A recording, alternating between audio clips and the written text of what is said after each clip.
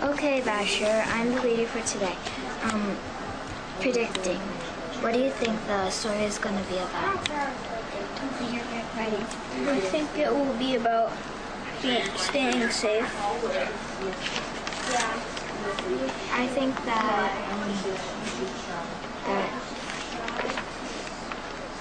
you wear a helmet every time you do something.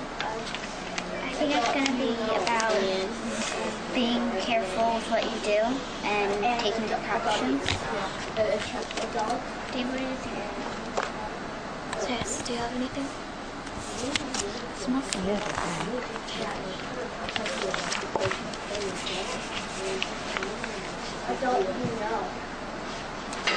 People to slow down. I need to reduce. What was your prediction? Preparing for the unexpected. And taking precautions. You should try to stay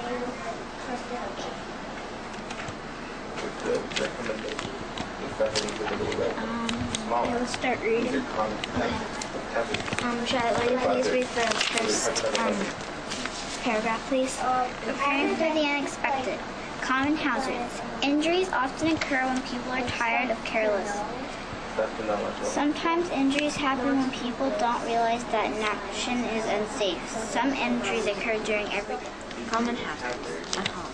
Wet and slippery floors, broken glass, medicines, and chemicals within reach of children. Electrical appliances being used near water. Broken, worn electrical cords. Untightened candles, fireplaces, stoves, and cigarettes. In school, people running in halls, people playing roughly, pushing and fighting. In the neighborhood, speeding, traffic, broken glass, trash, ground, wet and slippery sidewalks. The first step in preventing injuries is to be aware of hazards. A hazard is something in the environment or something about a person's action that can cause harm or injury. Sometimes people like to show off or take risks. They might play dangerously in a swimming pool or on the playground. They might give someone a ride in bicycle handlebars or play with matches. These actions are hazards because they place the person doing and other people at risk. The table above lists common hazards at home, at school, and in the neighborhood. Life skills. Communicate. Yvonne is at her neighborhood swimming pool. She wants to use the diving board, but people are not taking turns. Instead, they are jumping off together. Act out how she can communicate to her friends that this behavior is unsafe. Well, think of what behavior is unsafe when you do that. Clarify that for me. You may hit each other. But how can you communicate it? How could she communicate that? She could say, stop you guys can drown by doing that. That's one form of communication. You guys could hit your head and get hurt and drown. That's fantastic. It's something to communicate that there is a hazard, which is what you did it. All right, leader, what's the next step?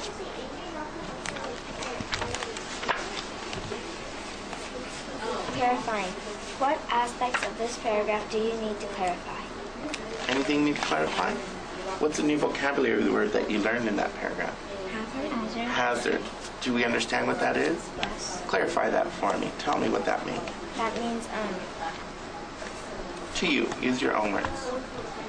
something that So many things could happen, so that's why they are called hazardous. All right, next step. questioning.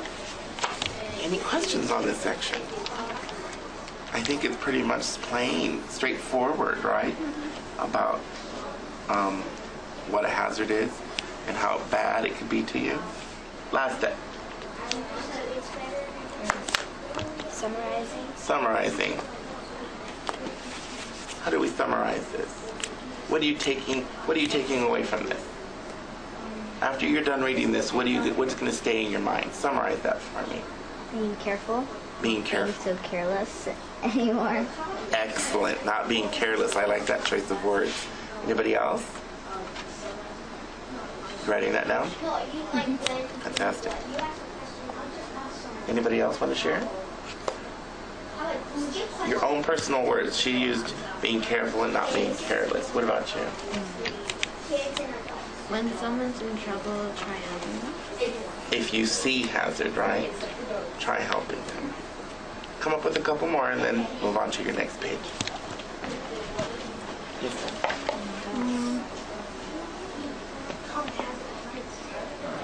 Wait a second. Okay, let's start now. Okay, Francesca, can you please read? At home, wet and slippery floors, broken glass, medicines, and chemicals within reach of children, electrical appliances being used near water, broken and worn electrical cords, unattended lighted candles, fireplaces, stoves, and cigarettes. At school, people running in halls, people playing roughly, pushing and fighting. In the neighborhood, speeding traffic, broken glass, and trash on the ground, wet and slippery sidewalks.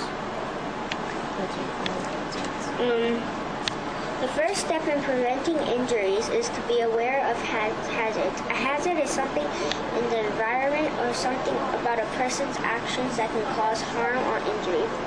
Sometimes people like to show off or take risks. They might play dangerously in a swimming pool or on the plane. Wait. I know it's not really about the subject, but like right here, if this is first and then they say above, why would you would already know. Okay. Why did the book tell us this? So like if you took until you get trained or... Yeah, it'll probably, once you read this book before you go like swimming, it'll, before you jump off the diving board or do any tricks, you'll probably remember what you read and think about it before you do it. Summarizing.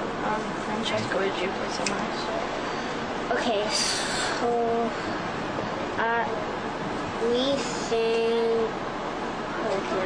I think that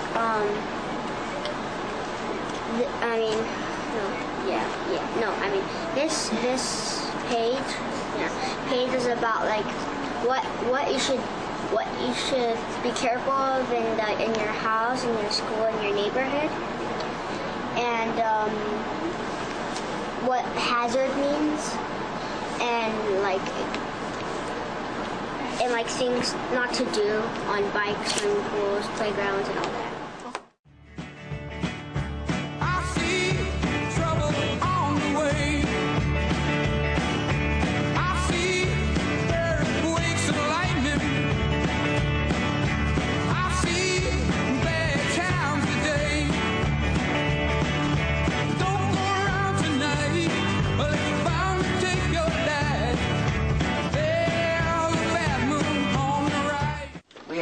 Predicting. That's the materials that goes on the board. You predict, you keep them there, and then the leader goes through the steps for reading. That's when the supplemental bounces around and he listens to you either reading or sometimes I'm here predicting. After you've completed your reading, the leader then guides you into clarifying. The leader then starts to inquire.